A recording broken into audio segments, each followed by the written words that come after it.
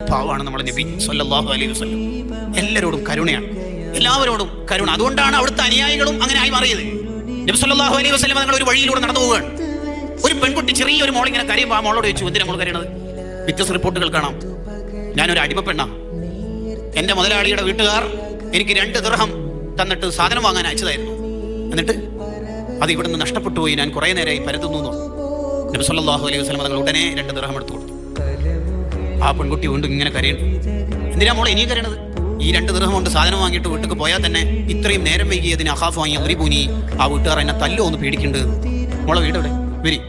ആ വെയിലത്ത് ദൂരം ഇങ്ങനെ നടന്ന് ആ വീട്ടിലെത്തി. ഒരു അൻസാരിയുടെ വീടാ.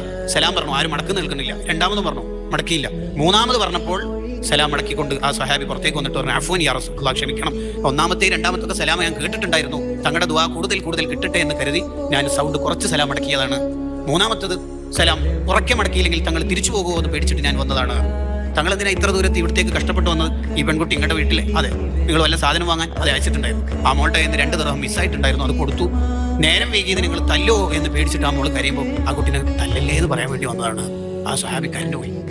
ഈ മോളെ കാരണത്താലാണല്ലോ എൻ്റെ മുത്ത് തങ്ങൾ സല്ലല്ലാഹു അലൈഹി വസല്ലം ഇവിടെ വന്നത്. ഈ മോളെ ഞാൻ അടിമത്തത്തിൽ നിന്ന് മോചിപ്പിച്ചു എന്ന് പറയുന്നുണ്ട് ചരിത്രത്തിന്റെ ബാക്കി ഭാഗം.